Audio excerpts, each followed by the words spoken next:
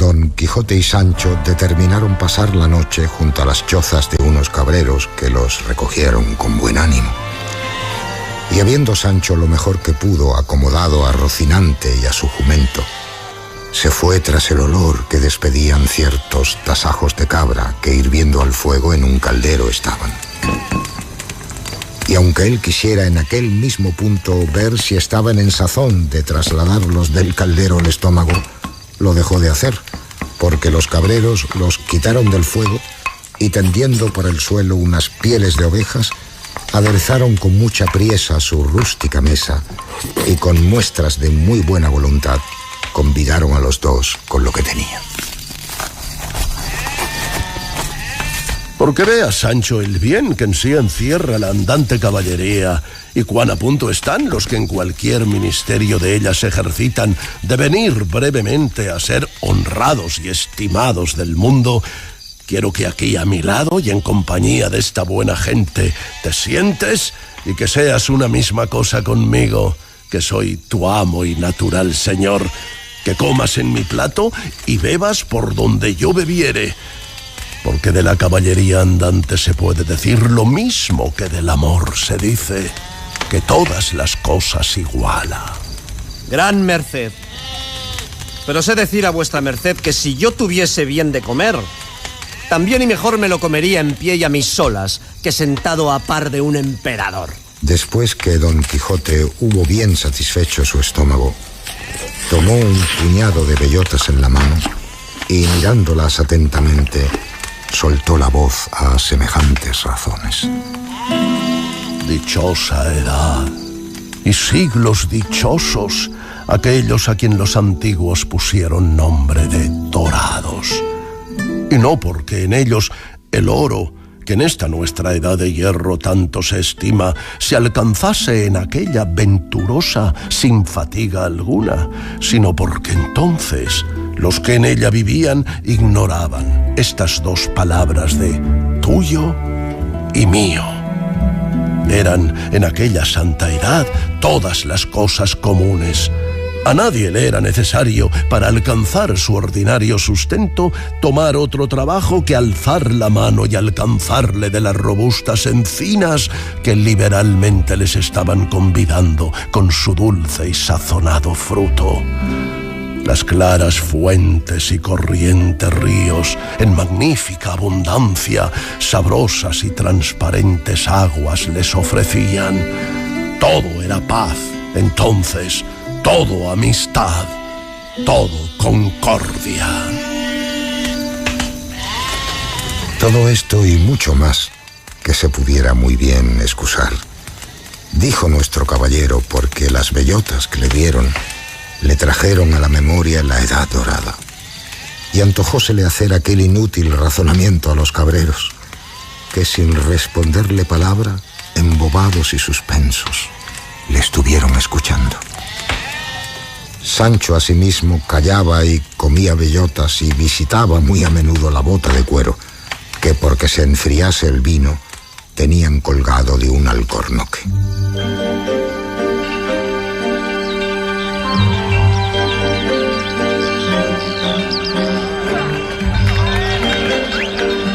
La mañana siguiente llegó otro mozo de los que les traían de la aldea las provisiones. ¿Sabéis lo que pasa en el lugar, compañeros? ¿Cómo lo podemos saber? Pues sabed que murió esta mañana aquel famoso pastor estudiante llamado Grisóstomo. Ahí va. Y se murmura que ha muerto de amores de aquella endiablada moza de Marcela, la hija de Guillermo el Rico, aquella que se anda vestida de pastora por esos andurriales. Por Marcela, dirás. Por esa, digo. Y es lo bueno que mandó en su testamento que le enterrasen en el campo, como si fuera moro. Madre mía. Y que sea al pie de la peña donde está la fuente del Alcornoque, porque según es fama y él dicen que lo dijo, aquel lugar es a donde él la vio la vez primera. Y también mandó otras cosas, tales que los abades del pueblo dicen que no se han de cumplir, ni es bien que se cumplan, porque parecen de gentiles. Claro. Y ahora le vienen a enterrar con gran pompa donde tengo dicho, y tengo para mí que ha de ser cosa muy de ver. A lo menos yo no dejaré de ir a verla. La madre de Marcela murió de parto. Y de pesar de la muerte de tan buena mujer, murió Guillermo, dejando a Marcela, muchacha y rica, en poder de un tío suyo, sacerdote. Así fue. Bueno, creció la niña con tanta belleza que nos hacía acordar de la de su madre, que la tuvo muy grande. Y aun siéndolo, se juzgaba que la había de superar, la de la hija, ¿verdad? Y así fue, ¿eh? Que cuando llegó a edad de 14 a 15 años, nadie la miraba que no bendecía a Dios, que tan hermosa la había criado. Y los más quedaban enamorados y perdidos por ella. Y sabréis que aunque el tío proponía a la sobrina y le decía las calidades de cada uno en particular, de los muchos que por mujer la pedían, rogándole que se casase y escogiese a su gusto, jamás ella respondió otra cosa, sino que por entonces no quería casarse. Y que por ser tan muchacha, pues que no se sentía hábil para poder llevar la carga al matrimonio. No está muy lejos de aquí un sitio donde hay casi 2 docenas de altas hayas y no hay ninguna que en su lisa corteza no tenga grabado y escrito el nombre de Marcela. Aquí suspira un pastor, allí se queja otro, acullá se oyen amorosas canciones, acá desesperadas endechas.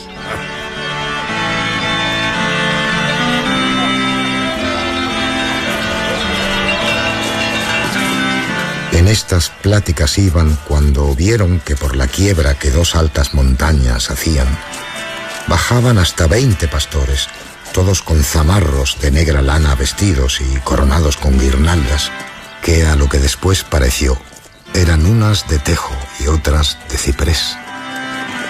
Entre 6 de ellos traían unas andas cubiertas de mucha diversidad de flores y de ramos. Aquellos que allí vienen son los que traen el cuerpo de Grisóstomo, y el pie de aquella montaña es el lugar donde él mandó que le enterrasen. En ese punto, por cima de la peña donde se cavaba la sepultura, pareció la pastora Marcela, tan hermosa que su hermosura sobrepasaba su fama.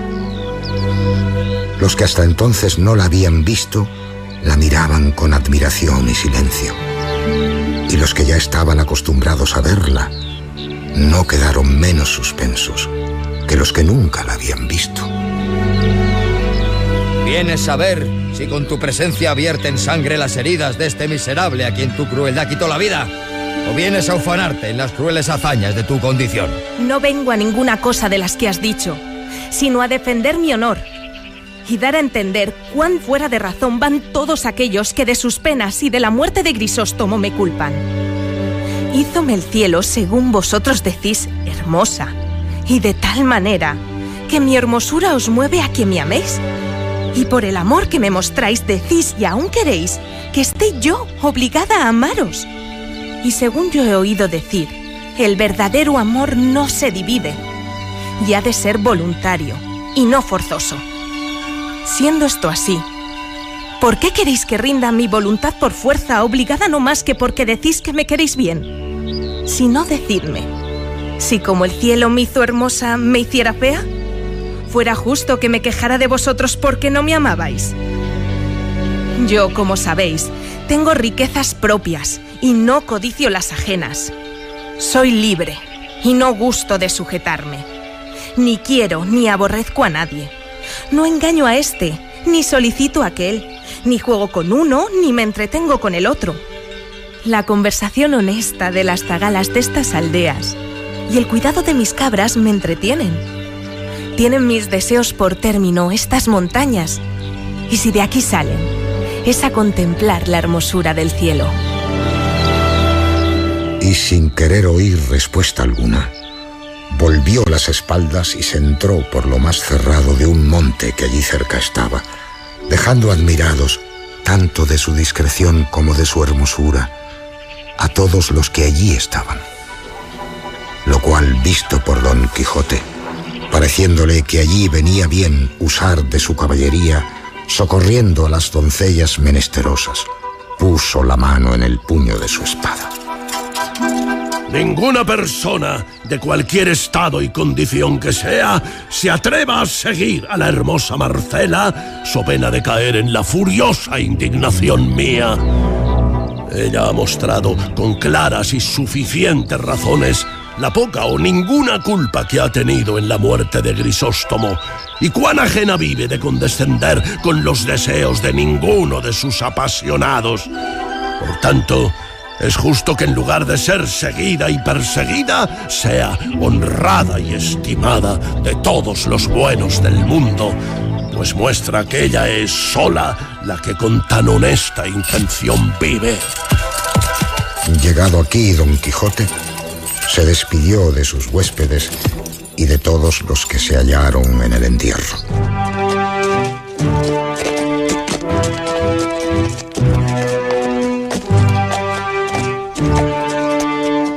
Él y su escudero se entraron por el mismo bosque donde vieron que se había entrado la pastora Marcela.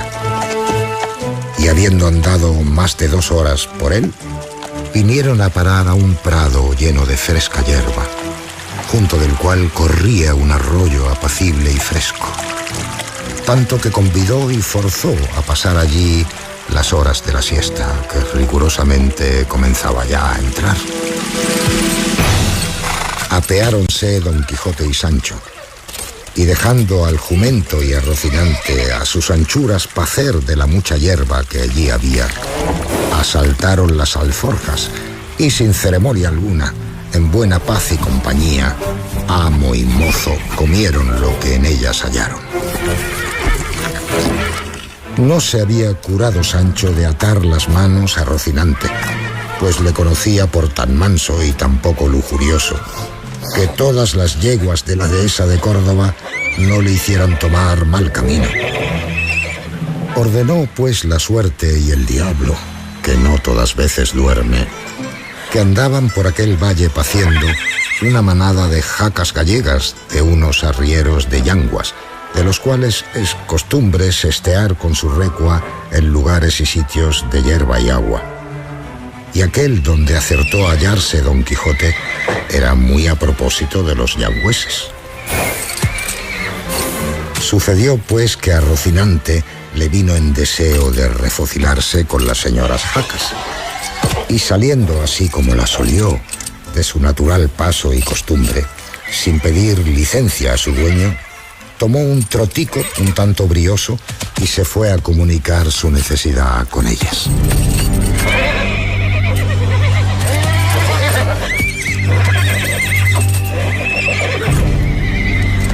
Mas ellas, que a lo que pareció debían de tener más gana de pacer que de otra cosilla, recibiéronle con las herraduras y con los dientes, de tal manera que en poco tiempo se le rompieron las cinchas y quedó sin silla, en pelota.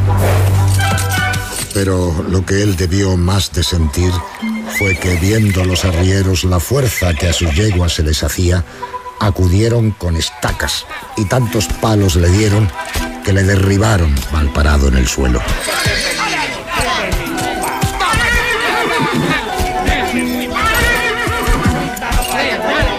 Ya en esto, Don Quijote y Sancho, que la paliza de Rocinante habían visto, llegaban jadeando. A lo que yo veo, amigo Sancho, estos no son caballeros, sino gente soez y de baja ralea. Dígolo, porque bien me puedes ayudar a tomar la debida venganza del agravio que delante de nuestros ojos se le ha hecho a Rocinante. ¿Qué diablos de venganza hemos de tomar? Si estos son más de 20, y nosotros no más de 2. Y aun quizá nosotros solo 1,5. Yo valgo por 100. Y sin hacer más discursos, echó mano a su espada y arremetió contra los yangüeses. Y lo mismo hizo Sancho Panza, incitado y movido del ejemplo de su amo. Y a las primeras dio Don Quijote una cuchillada a uno que le abrió un sayo de cuero de que venía vestido. Los de yanguas, que se vieron maltratar por aquellos 2 hombres solos, siendo ellos tantos, acudieron a sus estacas y, cogiendo a los 2 en medio, comenzaron a menudear sobre ellos con grande ahínco y vehemencia.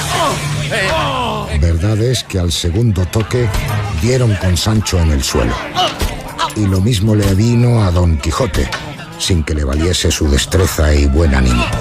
Y quiso su ventura que viniese a caer a los pies de Rocinante, que aún no se había levantado, donde se echa de ver la furia con que machacan estacas puestas en manos rústicas y enojadas. Viendo pues los yangüeses el mal recado que habían hecho, Con la mayor presteza que pudieron, cargaron su recua y siguieron su camino, dejando a los dos aventureros de mala traza y de peor talante. ¡Ay! ¡Ay, señor Don Quijote! ¿Qué quieres, Sancho hermano? Querría, si fuese posible, que vuestra merced me diese 2 tragos de aquella bebida del feo Blas. Si es que la tiene vuestra merced ahí a mano.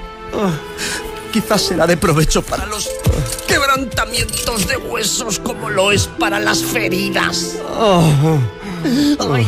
Pues, a tenerla yo aquí, desgraciado yo, ¿qué nos faltaba? Mas yo te juro, Sancho Panza, a fe de caballero andante, que antes que pasen 2 días, si la fortuna no ordena otra cosa, la tengo de tener en mi poder, o mal me han de andar las manos. En resolución, acomodó Sancho a Don Quijote sobre el asno, lo ligó a Rocinante y, llevando al asno de la brida, se encaminó poco más o menos hacia donde le pareció que podía estar el camino real.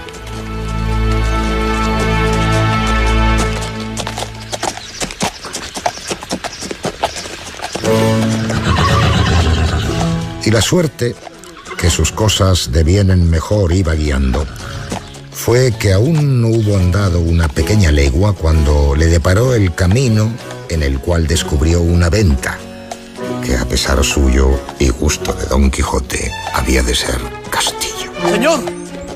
¡Una venta! No, Sancho, sino castillo. Que no, señor mi amo, que es una venta. Que no, Sancho, es un castillo. Para mí que es venta, señor, y no castillo. Sancho, es un castillo. Que no, señor. ¡Castillo! ¡Una venta! ¡Un castillo! ¡Vale, venta! ¡Castillo! ¡Venta! Tanto duró la porfía que tuvieron lugar, sin acabarla, de llegar a ella, en la cual Sancho se entró sin más averiguación. Tenía el ventero por mujer a una no de la condición que suelen tener las de semejante oficio, porque naturalmente era caritativa y se dolía de las calamidades de sus prójimos. Y así acudió al punto a curar a Don Quijote, e hizo que una hija suya, doncella, muchacha y de muy buen parecer, la ayudase a curar a su huésped. Servía en la venta asimismo una moza asturiana, ancha de cara, llana de cogote, de nariz roma, del un ojo tuerta y del otro no muy sana. Verdad es que la gallardía del cuerpo suplía las demás faltas. No tenía 7 palmos de los pies a la cabeza, y las espaldas, que algún tanto le cargaban, la hacían mirar al suelo más de lo que ella quisiera. Esta Maritornes, que así se llamaba a la asturiana, ayudó pues a la doncella, y las dos hicieron una muy mala cama a Don Quijote en un camaranchón que daba manifiestos indicios de haber servido de pajar muchos años. Allí mismo se alojaba también un arriero que tenía su cama hecha un poco más allá de la de nuestro Don Quijote. Y aunque dispuesta con las albardas y mantas de sus machos, aventajaba en mucho a la de Don Quijote, que solo contenía 4 mal lisas tablas sobre 2 no muy iguales bancos. En esta maldita cama se acostó Don Quijote, y luego la ventera y su hija le untaron de arriba abajo, alumbrándoles Maritornes.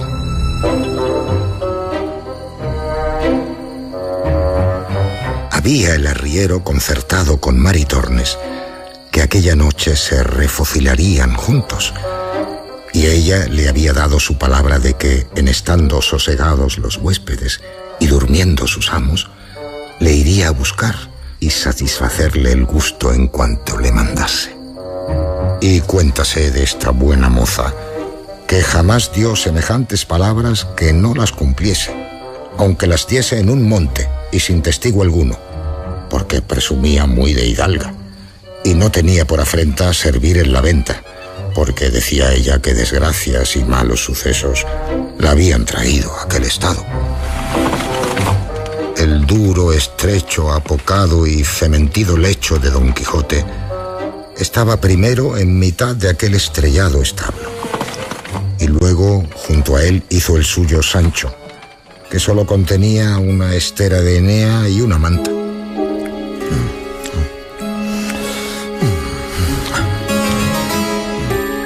Ya estaba Sancho acostado, y aunque procuraba dormir, no lo consentía el dolor de sus costillas. Y Don Quijote, con el dolor de las suyas, tenía los ojos abiertos como liebre. Toda la venta estaba en silencio, y en toda ella no había otra luz que la que daba una lámpara que, colgada en medio del portal, ardía. Esta admirable quietud y los pensamientos que siempre nuestro caballero traía de los sucesos que a cada paso se cuentan en los libros autores de su desgracia, le trujo a la imaginación una de las más extrañas locuras que buenamente imaginarse puede.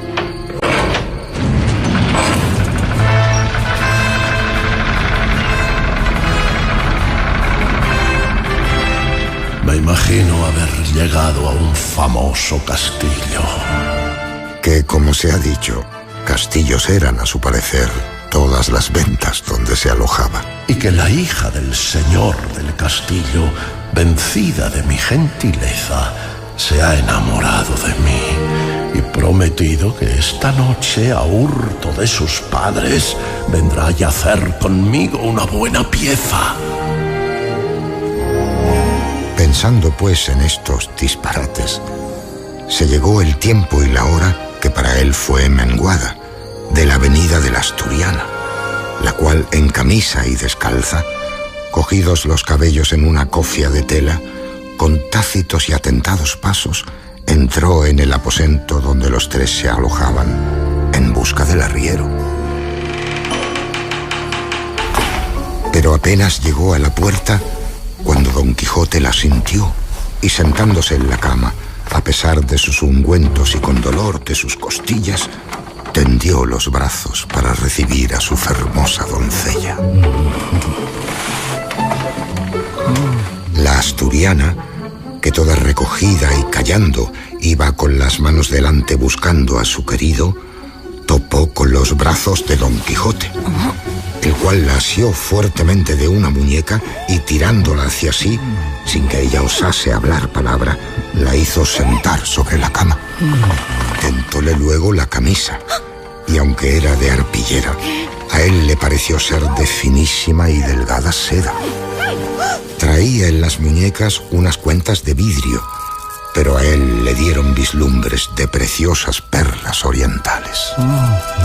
Los cabellos, que de alguna manera tiraban a crines, él los marcó por hebras de lucidísimo oro de Arabia, cuyo resplandor al del mismo sol escurecía, y el aliento, que sin duda alguna olía a ensalada fiambre y trasnochada, a él le pareció que arrojaba de su boca un olor suave y aromático. Y finalmente él la pintó en su imaginación de la misma traza y modo que había leído en sus libros de la otra princesa que vino a ver al malferido caballero, vencida de sus amores, con todos los adornos que aquí van puestos. Quisiera hallarme en términos, fermosa y alta señora, de poder pagar tamaña merced como la que con la vista de vuestra gran fermosura me habedes fecho. Pero ha querido la fortuna, que no se cansa de perseguir a los buenos, ponerme en este lecho, donde yago tan molido y quebrantado, que aunque de mi voluntad quisiera satisfacer a la vuestra, fuera imposible. Y más, que se añade a esta imposibilidad otra mayor, que es la prometida fe que tengo dada a la sin par Dulcinea del Toboso, única señora de mis más escondidos pensamientos, que si esto no hubiera de por medio, no fuera yo tan sandio caballero que dejara pasar en blanco la venturosa ocasión en que vuestra gran bondad me ha puesto.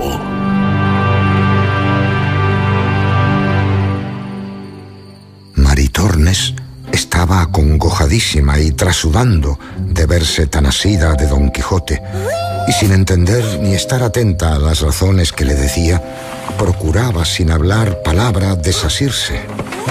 El bueno del arriero, a quien tenían despiertos sus malos deseos, la sintió desde el punto en que entró su querida por la puerta, y estuvo atentamente escuchando todo lo que Don Quijote decía, y celoso de que la asturiana le hubiese faltado la palabra por otro, se fue llegando más al lecho de Don Quijote, y estúvose quedo hasta ver en qué paraban aquellas razones que él no podía entender. Pero como vio que la moza forcejeaba por desasirse y Don Quijote trabajaba por retenerla, pareciéndole mal la burla, enarboló el brazo en alto y descargó tan terrible puñada sobre las estrechas quijadas del enamorado caballero que le bañó toda la boca en sangre. Y no contento con esto, se le subió encima de las costillas y con los pies más que al trote se las paseó todas de cabo a cabo. El lecho, que era un poco endeble y de no firmes fundamentos, no pudiendo sufrir la añadidura del arriero, dio consigo en el suelo, a cuyo gran ruido despertó el ventero.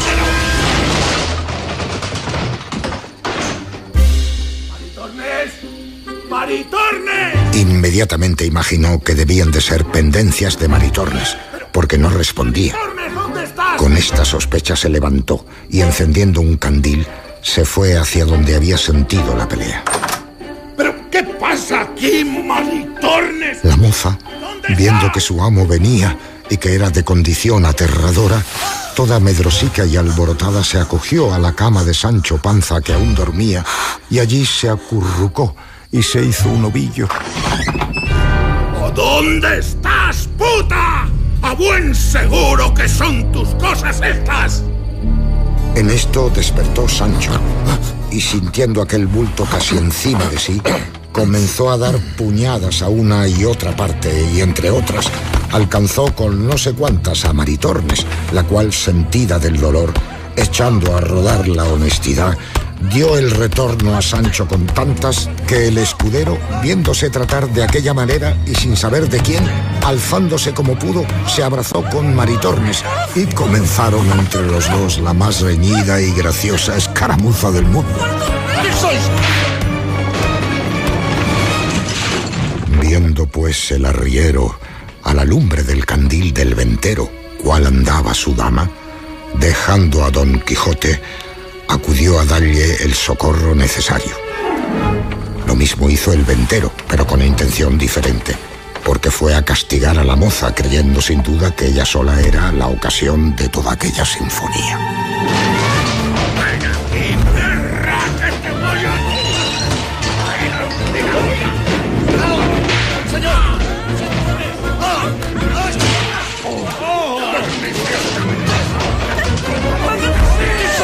Y así, como suele decirse, el gato al rato, el rato la cuerda al palo, daba el arriero a Sancho, Sancho a la moza a él, el ventero a la moza, y todos con tanta prisa que no se daban punto de reposo. Y fue lo bueno que al ventero se le apagó el candil, y como quedaron a escuras, dábanse tan sin compasión todos a bulto, que a doquiera que ponían la mano, no dejaban cosa sana. Alojaba acaso aquella noche en la venta un cuadrillero de los que llaman de la Santa Hermandad Vieja de Toledo, el cual, oyendo a sí mismo el extraño estruendo de la pelea, asió de su media vara y de la caja con sus credenciales y entró a escuras en el aposento. ¡Ténganse a la justicia! ¡Ténganse a la Santa Hermandad!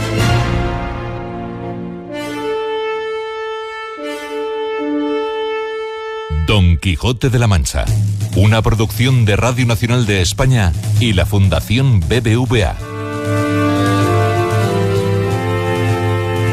Han intervenido narrador José Luis Gómez, Don Quijote José María Pou, Sancho Panza Javier Cámara, Cabrero I Pepe Villuela, Cabrero II Juan Suárez, Marcela Leticia Audibert, Ventero Javier Segade, Maritornes Amaya Prieto, Cuadrillero José Manuel Sebastián.